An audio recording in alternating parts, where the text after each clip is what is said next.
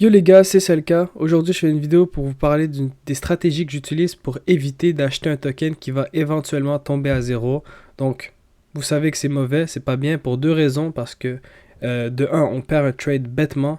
Et de deux, on met de la liquidité sur un trade. Des fois, ça peut prendre 2 jours, des fois, ça peut prendre 2 mois avant que ce trade-là tombe à zéro.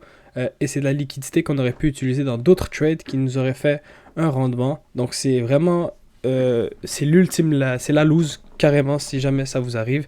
Mais malheureusement, ok, je vous le dis tout de suite, c'est inévitable, ça arrive à tout le monde, au moins une fois, même que ça arrive à tout le monde, ok. Mais il y a des stratégies pour faire en sorte qu'on réduit les probabilités que cela arrive, et je vais vous en parler dans cette vidéo, en tout cas ceux que j'utilise, et je vais vous faire part de tout ça, de ma vision aussi par rapport à tout ça, parce que entre le gambling et ce qu'on fait en chassant des pépites, on va dire la frontière peut être vraiment mince, mais c'est à nous de trouver les stratégies, de faire en sorte que on ne soit pas en train de gambler en faisant ce qu'on fait là, à trouver des pépites, trouver des projets euh, early, mais qu'on soit plutôt en train d'évaluer les probabilités de succès des projets. Faut le voir comme ça, ok? C'est pas le casino, ok? C'est nous qui investit sur des projets et qui note les probabilités que ce projet-là va monter. Donc, il faut vraiment le voir d'une manière. Puis, je vais vous parler un peu, je vais vous partager ma vision à ce niveau-là. Également, je vais vous partager des données par rapport à entre Solana et Ethereum qui va vous choquer, ok, ou qui va vous faire réaliser des trucs, c'est ce que j'espère. Et après, à ce niveau-là, je pense que vous allez être bon pour cette vidéo. Donc, sans plus tarder, je vais commencer avec Solana, les gars. En cliquant ici sur Solana, l'application Dex Screener, vous allez voir qu'en 24 heures, Solana a 5 milliards de volume, ok? En comparaison, Ethereum a 2,5 milliards de volume, soit la moitié. Fait que là, vous vous dites, ok, Ethereum a la moitié du volume de Solana. Intéressant. Ben, ce qu'il faut savoir, c'est qu'en 24 heures, Solana a 21 808 000 transactions à peu près. Alors qu'Ethereum en a 200 000, 250 000, 260 000. Ce qu'il faut comprendre à ce niveau-là, c'est plusieurs trucs, ok? De un, Solana, il triche un peu à ce niveau-là parce que Solana, il y a plusieurs bump bots qu'on appelle, qui sont des bots qui vont effectuer des transactions avec un sou, même pas un sou, juste des transactions pour faire en sorte qu'un token monte sur le ranking et devienne en trending sur les applications de scanner comme DexScreener, DexTool, etc. Donc pour donner de la visibilité à un token, c'est des bump bots qu'on appelle et eux, ils comptent comme transactions lorsqu'ils passent leurs transactions, puis ils en passent plusieurs par seconde. Donc oui, ça compte, ok. Ça fait augmenter le compte ici, mais est-ce que c'est tout? Est-ce que ça représente 99% des taxes que Ethereum n'a pas? Non, pas du tout, pas du tout. Puis ce qu'il faut réaliser en fait, c'est deux trucs maintenant. C'est que Solana, de un, il y a plus de tokens qui sont lancés que Ethereum. Donc cela, ça veut dire quoi? Ça veut dire qu'il y a plus de tokens qui peuvent éventuellement marcher, donc se rendre haut, mais aussi plus de tokens qui vont finalement tomber à zéro, ok? Donc, vu qu'il y a une plus grosse quantité, on va dire, de cibles, ça ne veut pas dire qu'il faut se jeter dessus puis pas préparer son tir, ok? Il y a plus de cibles, mais il faut tout de même préparer son tir. Par exemple, Ethereum d'office, vu qu'il y a moins de tokens qui sont lancés par jour, c'est peut-être un peu moins difficile de passer en revue ces tokens-là et de sélectionner ceux-là qui peuvent bien fonctionner. Ok, vite fait, je le vois comme ça. Ok. Autre chose, c'est que sur Ethereum, ultimement, ok, tous les tokens qui seront lancés, ultimement, il y en a vraiment qu'une poignée, même pas, qui vont tomber à zéro, qui vont pas tomber à zéro par jour. Ok, ça veut dire que tout va tomber à zéro éventuellement. Dans le fond, comment faut voir le trading de projet early, comment faut voir ça. Je vais vous montrer ça sur une charte. Donc, on s'en fout du projet, je vais juste vous montrer un peu comment je le vois. Donc, comment je le vois personnellement, c'est qu'on joue au jeu de la fusée. Vous connaissez la fusée du casino, là? Une fusée qui monte. Vas-y, on va dessiner une fusée. Une fusée qui monte. Et puis, ça fait un multiplicateur. Et il faut sortir avant que la fusée crache, ok? C'est exactement la même affaire pour tout ce qui est meme coin, tout ce qui est projet qui n'a pas de fondement, rien derrière, tout ce qui est blague, tout ce qui est tweet, tout ce qui est nouvelle, tout ce qui est tout ça. Vraiment, si vous prenez le trade sans avoir de métrique en tête, sans pouvoir visualiser qu'est-ce que le token pourrait devenir dans le futur, mais surtout sans visualiser qui pourrait acheter ce token dans le futur, vous êtes en train de jouer à ce jeu-là, tout simplement. Alors, peu importe le token, c'est le même jeu, ok? Il y a des tokens qui vont prendre plus de temps, qui vont faire plus de multiplicateurs, donc la fusée va monter plus haut, ils vont faire plus de multiplicateurs avant de crasher, et il y en a qui vont crasher dès le lancement, avec un faible multiplicateur, etc. Faut vraiment le voir comme ça, les gars. C'est exactement à ça qu'on joue en ce moment en essayant de traquer des projets early. Ok, éventuellement, ils vont tous cracher, c'est ce qu'il faut savoir. Mais, il y a moyen de repérer des tokens plutôt qui vont potentiellement nous faire un bon pump ici. Donc, qui va nous permettre de récupérer notre argent et d'être sans risque et de monter et de rester, je veux dire, dans la fusée tout en ayant récupéré notre mise initiale. Ça va être l'objectif. C'est l'objectif en tout cas pour moi. Puis c'est de cette manière-là qu'on fait ça en général. Ok? Maintenant, de quoi je voulais parler? Je voulais parler également des deux types, on va dire, il y a deux types de chartes qu'on va revoir souvent, que ce soit sur Solana ou Ethereum. Je parle plutôt de Solana à ce niveau-là, vraiment plus sur Solana. Sur Ethereum, je vais vous parler des types de chartes que je vois le plus souvent. Là, encore une fois, c'est mon expérience, c'est moi qui vous dit ma vision du truc. Mais sur Solana, il y a deux types, deux moyens de faire de l'argent. Ok, tout simplement, il y a deux moyens de récupérer un projet et de faire de l'argent. Le premier moyen, c'est lorsque tu es vraiment early sur un projet, donc vraiment early. Après, je vais parler un peu de stratégie, comment je peux faire pour être early sur un projet. Mais lorsque tu es vraiment early, tu vas pouvoir prendre la première impulsion, ok? Donc, peu importe si l'impulsion elle a cette taille-là, peu importe si elle a cette taille-là, tu vas pouvoir prendre la première impulsion, on va dire en 5 minutes, 1 minute, on va dire plus 5 minutes.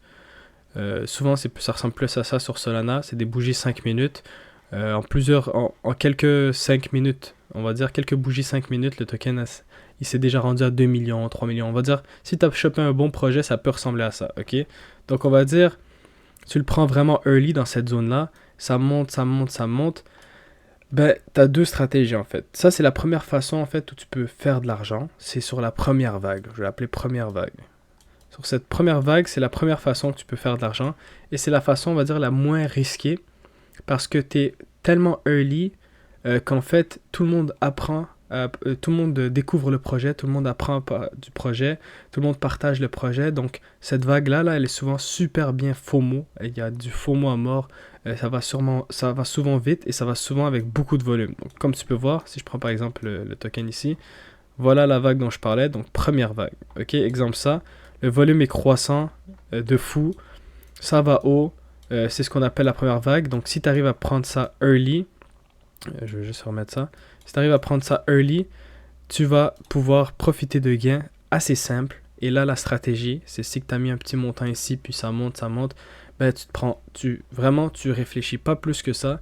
Tu prends des profits. Tu prends des profits à des paliers, tu prends des profits et tu essayes de sortir ta mise initiale le plus tôt possible. Pourquoi je dis ça? Parce qu'après la première vague, il y a toujours la deuxième vague. Ça arrive tout le temps. Un drop, ok? Ok, je dis ça arrive tout le temps, mais ça arrive très souvent. Il y a un drop qui arrive, et ce drop-là, il va shake out plusieurs personnes, il va faire FOD plusieurs personnes, donc ça peut aller vraiment vite, ok? On a souvent des pump and dump sur Solana. À cause de ça, tout le monde sait que les frais, ça coûte pas cher, tout le monde sait que les transactions, c'est rapide. Donc, à partir du moment où le prix descend, direct qu'on veut quitter, des fois on veut revenir dans le trade. Plusieurs personnes prennent plusieurs trades, on va dire, sur Solana versus Ethereum, où les gens, c'est souvent j'achète une fois, je revends une fois. Sur Solana, ça peut être j'achète plusieurs fois, je revends plusieurs fois, etc. Donc, ça va vite, ok? Les charts, ça va vite. Puis l'exemple d'en dessous ici, comme vous pouvez voir, ça finit par retracer. Bon, c'est pas aussi vite que c'est monté, mais ça a quand même fini par retracer. Et là, on parle d'un token à 600 000 market cap, donc c'est pas le meilleur exemple. Mais ça finit par retracer, et c'est pour ça qu'on veut prendre des profits progressivement sur la première montée. Et ça, c'est si on arrive à choper la première vague, donc la première méthode que je dis, pour pouvoir faire de l'argent sur Solana. Ok? Ce qu'il faut savoir aussi, c'est que plusieurs personnes font, on va dire, de l'analyse technique de base, même si l'analyse technique, c'est vraiment pas conseillé et ça fonctionne pas, à mon humble avis. Puis je vais vous expliquer pourquoi en fin de vidéo. Mais il y a plusieurs personnes qui... là, je vais voir si je peux faire... rafraîchir la page. Mais il y a plusieurs personnes qui utilisent l'analyse technique de base, donc support, résistance, trendline. Ça peut aider, même que ça peut vraiment beaucoup aider parfois, ok. Pardon, donc exemple ici, si je trace juste du point le plus bas, on va dire ce point-là, jusqu'à ce point-là, en essayant de toucher le maximum des impulsions, ok. C'est pas comment on fait une trendline de vrai, mais c'est comment les gens font des trendlines. Donc, à partir du moment, on va dire si vous avez chopé le trade quelque part ici, prenez des profits, des profits, des profits. À partir du moment où vous passez en dessous, je vous le dis tout de suite, les gens ils trade de cette manière-là. Genre, c'est horrible. Au niveau analyse technique, ça fait pas de sens, mais vu que tout le monde fait ça, ça fait du sens. Donc, rendu là, les gens ils vendent ça, là. Ils vendent ces trends-là. Il y en a qui placent des trends différents. Ok, on va dire qu'ils placent comme ça, comme ça, comme ça. Et vous savez quoi? C'est parce qu'ils se disent c'est monté au-dessus, descendu en bas, c'est remonté au-dessus. Ils le voient comme un support résistance, peu importe. Mais ils se disent quoi? Ils se disent dès qu'on est en dessous de la trend, on vend. Donc souvent, tout ça pour dire que souvent, après la première vague, la deuxième vague, ok, elle est lente au début, mais dès qu'on passe en dessous de la trend, ça s'accélère. Et c'est pour ça qu'on veut prendre des profits progressivement le temps de la montée. Et si possible, dès qu'on passe en dessous de la trend, on vend le reste ou une partie du reste. Et là, on va être bien, on va être serein. Parce que ça voudra dire en fait que la première vague est terminée, ok? Donc peu importe, si je m'en vais voir d'autres exemples, j'en ai d'autres en tête là. On va dire Casey, qui est un exemple qui est vraiment bon, puisque lui s'est monté assez haut, parce que là je vous ai montré un token qui s'est rendu à 600K market cap. Là je vais vous parler d'un token qui s'est rendu à plusieurs millions, donc 70-80 millions je pense. Donc si je m'en vais là, imaginons, encore une fois, pareil, je vais tracer une trend, la trend que tout le monde trace. Comme je vous le dis, ils essaient de toucher un maximum de l'impulsion. Et dès que ça passe en dessous, ils vendent. Le monde sur Solana, ils sont débiles à ce point-là. Ils trade comme ça, pardon. Donc, si vous êtes rentré early, bon, vous avez sûrement pris des profits ici. Là, ça a redescendu. Si vous n'avez pas vendu, vous en avez encore pour la prochaine montée. Encore une fois, vous prenez des profits et tout. Mais dès que vous passez en dessous de la trend, aïe aïe aïe, là, c'est problématique. Parce que les gens vont potentiellement vendre. Et on a fini avec la première vague. Ok, première vague. Cette vague-là est finie. Et là, ça va dump. Et c'est là que il y a une autre option qui s'offre à vous. Donc, comme j'ai parlé, on peut faire de l'argent sur la première vague. C'est le moyen le plus simple. Première vague, comme ça. Le moyen le plus simple, le moins risqué. Ok, parce qu'on est vraiment early, le monde en parle et tout. Mais c'est pas si simple que ça, dans le sens où il faut être au courant du projet early, il faut l'avoir vu early. Souvent on se le fait partager, dès qu'on se le fait partager ou dès qu'on le voit, on est déjà dans des coins ici, donc ça devient plus difficile de prendre le trade. Donc il faut être early, c'est pas si simple que ça, mais si vous arrivez à être early, vous allez pouvoir profiter de la montée et vendre progressivement, ça va être assez cool, ok? Maintenant la deuxième façon de faire de l'argent, c'est qu'après le drop, souvent, les tokens meurent, ok, mais des fois, ils ne meurent pas directement. Donc, des fois, ils ressemblent à ça, puis c'est fini. Le token, il va jamais remonter, ou peut-être qu'il va remonter, mais tu ne seras jamais. Puis, tu ne veux pas mettre de l'argent dans un token qui ressemble à ça, ou tu n'es même pas sûr que ça va remonter. Donc, des fois, c'est fini, mais des fois, pendant cette descente-là, c'est une opportunité, ok. Des fois, soit il corrige puis il reste sur la même place pendant longtemps. Dans ce cas-là, ça c'est surtout pour les tokens Ethereum puis Base. Dans ce cas-là, c'est parfait que ça range à ce niveau-là. Ça veut dire qu'il y a des gens qui achètent, qui supportent le prix. Donc les mains faibles ici, ils vendent. Et les gens, ils supportent les prix. Et au bout d'un moment, lorsque les mains faibles auront fini de vendre, ou les snipers, ça va remonter. Donc si tu as un range comme ça, c'est excellent. Nickel, ça peut valoir la peine.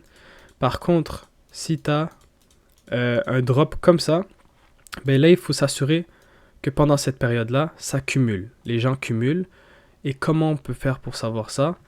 C'est à travers des applications comme HolderScan. Par exemple, HolderScan, si je m'en vais voir, là, c'est un token. On va dire là, je vais prendre le Casey parce que HolderScan, malheureusement, je vais vous montrer ça. Mais si on ajoute un token, on ajoute le ticker. Exemple, Lambo, le token que je voyais un peu plus tôt. On peut voir qu'il a vu qu'il a été lancé il y a moins de 4 heures. Ça donne pas les stats 12 heures, une journée. C'est pas assez précis. Donc, c'est pas assez bon. Ok? Je vais prendre Casey. Exemple ici. En prenant le contrat, je le colle là. Et qu'ici, on peut voir les stats sur plusieurs jours, plusieurs heures. Donc, l'objectif de ça, c'est savoir est-ce qu'il y a plus de holders. Ok, est-ce qu'il y a plus de gens qui vont posséder le token? Pourquoi c'est intéressant de savoir ça? C'est parce que s'il y a plus de holders et que le token descend ou ressemble à ça, une phase comme ça où il monte pas, le prix monte pas, mais il y a plus de holders, ça veut dire qu'il y a des gros portefeuilles, une personne, on va dire qui a beaucoup d'argent, qui dump, il y a plusieurs personnes qui ont moins d'argent qui achètent. Ça veut tout simplement dire ça. Et si tu as ça, c'est bullish. Pourquoi? Parce que plusieurs personnes vont en parler versus le seul gars qui a vendu son gros bag. Lui, il va pas, sa parole, on va dire, sa puissance de partager le projet, de parler du projet, est pas assez forte versus la puissance de tous les petits portefeuilles qui vont acheter dans cette zone-là. Donc, je sais pas si j'ai été clair, mais en bref, si tu as des holders qui montent, exemple ici, en une journée, Casey a fait plus 500, c'est pas mal, plus 500 holders en une journée. Si je m'en veux voir la charte, ben, le prix a un peu monté, donc ça m'étonnerait pas qu'elle fait plus 500, ok, mais aussi, ça peut être intéressant, ok, ça peut être un bon trade. Casey par exemple, vite fait, je le vois comme ça peut être très clean, parce que au niveau des holders, ça monte, ok. Donc comme j'ai dit plus haut, je retourne vite fait sur ce sujet-là, il y a la première vague, premier moyen de faire de l'argent, première vague. Donc, il y a des gens qui font, tous les jours, ils font que trade, que trouver des premières vagues. Ils trouvent des projets early, ils achètent, ils vendent, ils se barrent, ils passent au suivant. Donc, tant mieux pour eux si leur technique fonctionne à ce niveau-là. Moi, je trouve ça quand même difficile, mais ça m'arrive. Ok, j'ai une petite stratégie, je vais vous montrer tout à l'heure, mais ça m'est arrivé de prendre des bons trades comme ça. Et ça m'arrive, ok?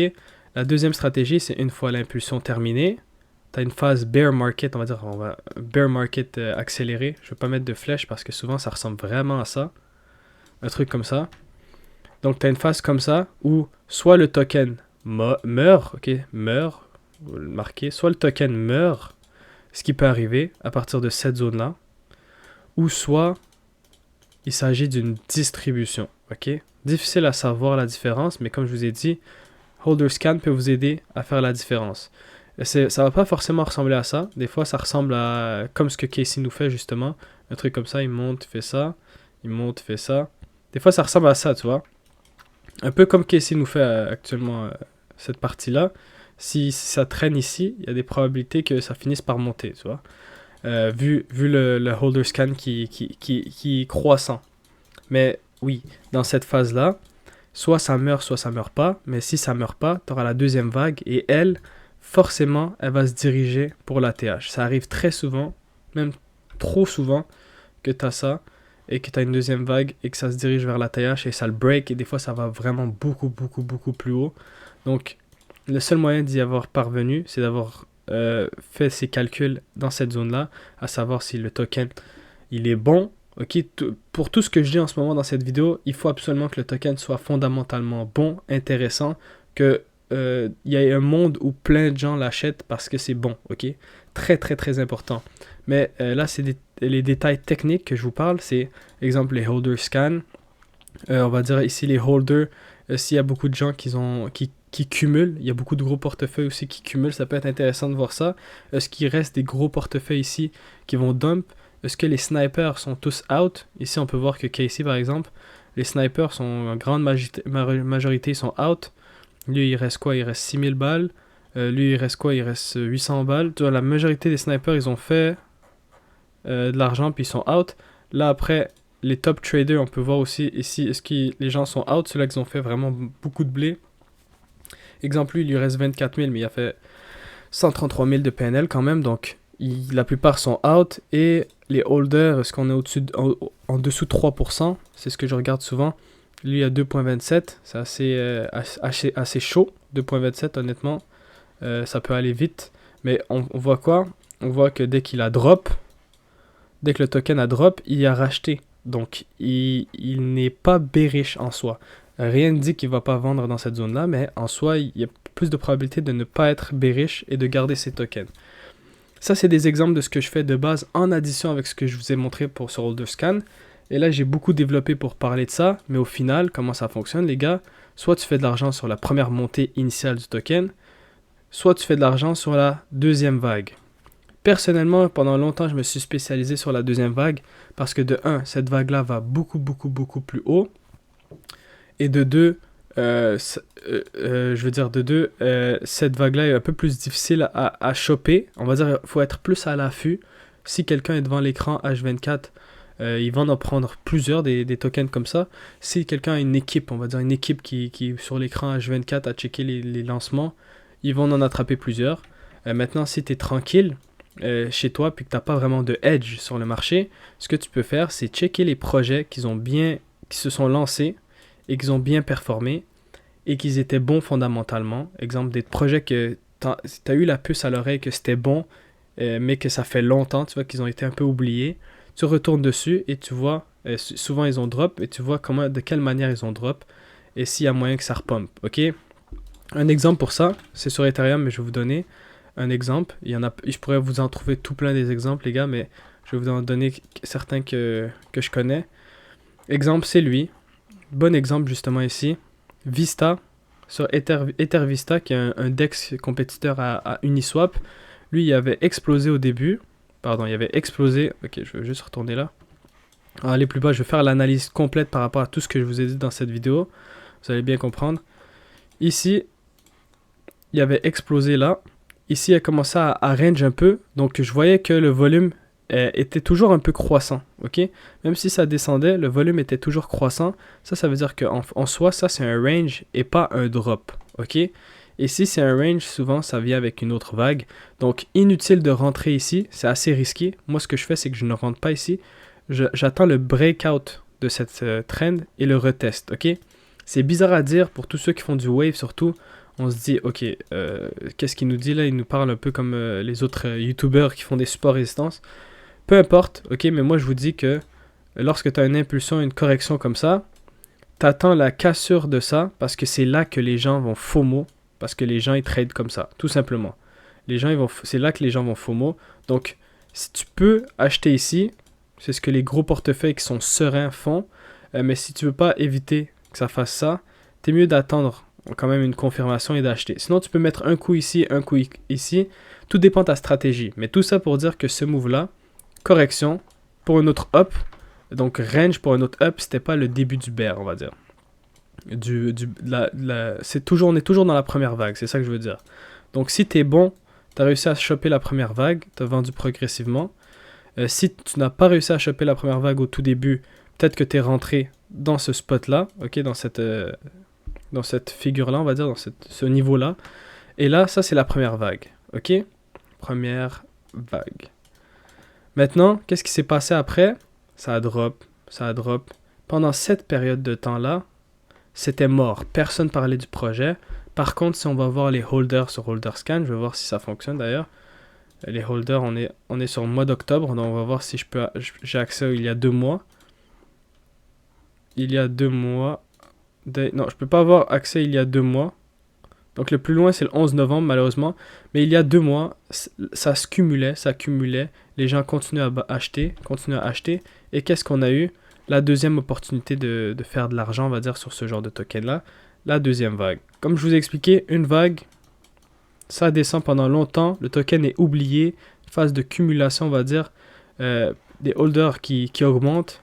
Des gens qui parlent plus trop du projet, mais le projet qui reste fondamentalement bon, comme EtherVista, c'est fondamentalement bon, selon moi, ben on a eu une deuxième vague, ok? Donc ça, je pourrais vous montrer ça vraiment sur tout plein de projets, c'est de la manière que ça fonctionne un peu.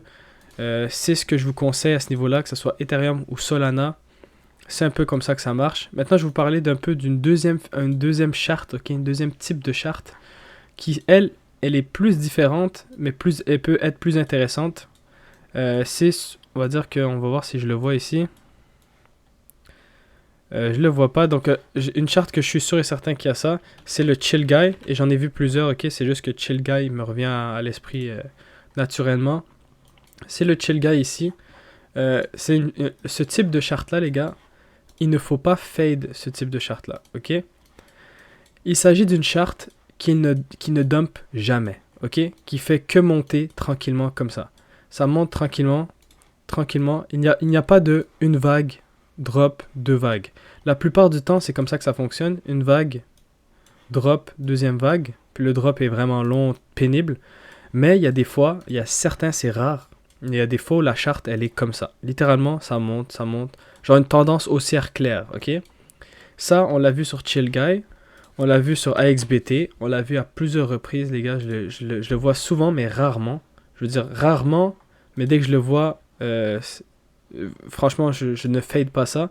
Là, j'arrive pas à ressortir la charte AXBT. Mais bref, dès qu'on a une tendance claire, il ne faut pas hésiter à acheter une partie. Ok, si le projet est fondamentalement bon. Encore une fois, si la tendance est claire, n'importe quel dip, on peut acheter ici. N'importe quel dip parce que la tendance est claire. Ça va monter, ok, au final. Donc, ça sert à rien de avoir une précision chirurgicale sur son entrée.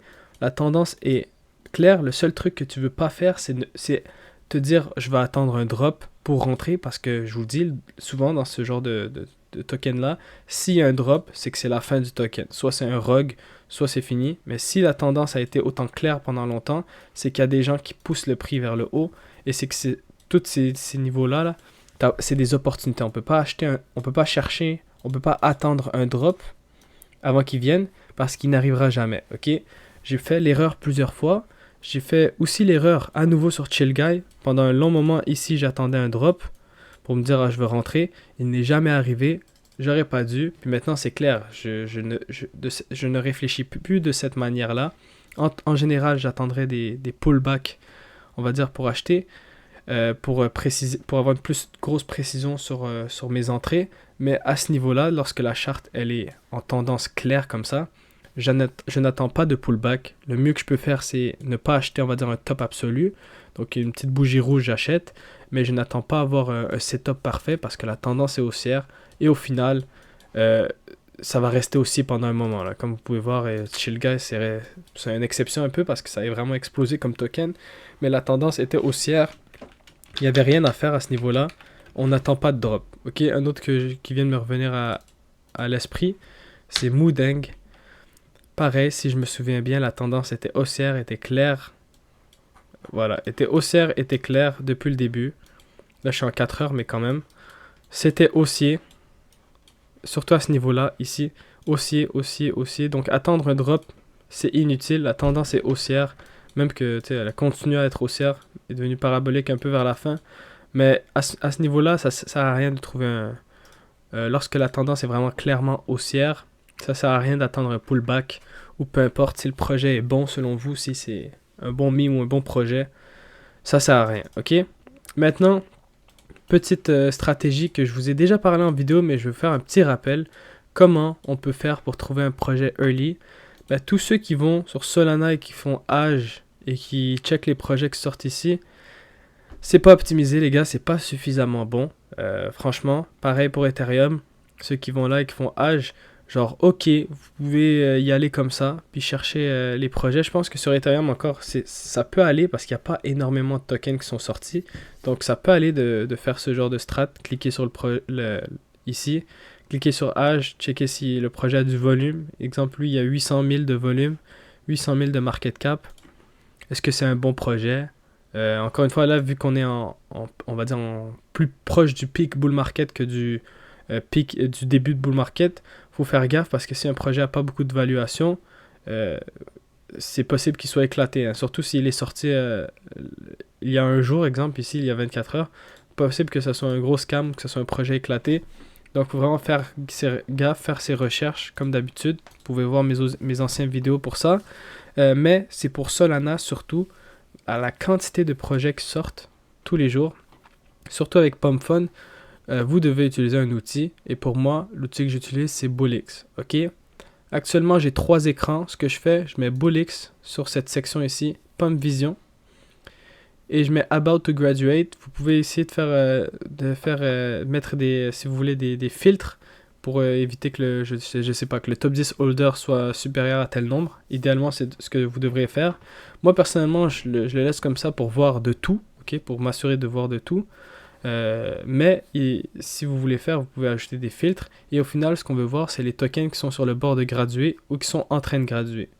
Donc, lorsqu'un token est en train de graduer, tu as le temps d'aller vérifier le Twitter, vérifier c'est quoi le projet, est-ce que c'est bon. Tu sais, tu as un petit 10 minutes pour faire ça, et ce 10 minutes est suffisant pour toi pour faire ça.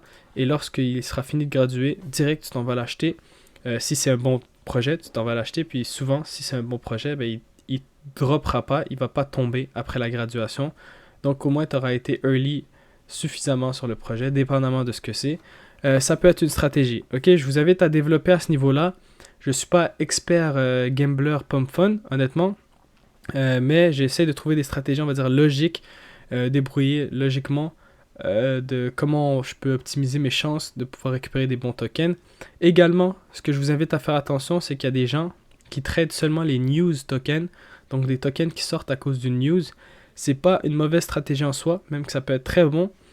Mais comment ils procèdent, c'est qu'en fait, s'ils voient un token comme exemple ça, plusieurs personnes qui créent un token qui a la même tête, la même photo en même temps, souvent c'est qu'il y a une news qui a fait en sorte qu'il a créé ce token. Comme ici, on voit, il y en a 3. Donc c'est quoi la news? Ben, on attend à ce que quelqu'un ping le Twitter, quelqu'un qui a le même nom puis le même truc, qui ping le Twitter, puis on vérifie si c'est legit. Si c'est legit, là, vite fait, je vois déjà que ça a l'air pas legit parce qu'ils n'ont jamais publié le contrat. Ils disent launch le 4 décembre. Donc peut-être qu'il y en a un d'entre eux qui est legit, peut-être que c'est un truc à surveiller là, peut-être qu'il y en a un d'entre eux qui est legit, mais tant qu'ils n'ont pas mis le contrat, ça peut être tous. Donc ça vaut pas la peine. Mais ça c'est un exemple, ok, de ce qu'il faut faire attention s'il y a plusieurs photos. On check lui qui a le moins de holder dans le top 10 holder, lui qui a le plus de volume, et éventuellement peut-être que vous allez choper un bon token early. Mais encore une fois, prenez vos profits, misez seulement ce que vous êtes prêt à perdre, faites super gaffe. Franchement les gars, c'est chaud. Il y a moyen d'être fort, il y a moyen de faire du blé. C'est peut-être la meilleure façon pour quelqu'un qui a un petit budget, un petit capital, de faire de l'argent sur les cryptos en ce moment. Mais il faut vraiment s'assurer de faire les trucs bien et de pas FOMO, de faire attention, de faire ses recherches. Et c'est tout ce que je peux vous donner comme conseil. Donc j'espère que vous avez aimé cette vidéo. On est sur du 32 minutes, un peu plus long que prévu. Mais en soi, je remercie tous ceux qui sont restés jusqu'au bout. N'hésitez pas à mettre des likes, des commentaires et de les partager avec vos potes. Et on se retrouve pour la prochaine vidéo. Peace.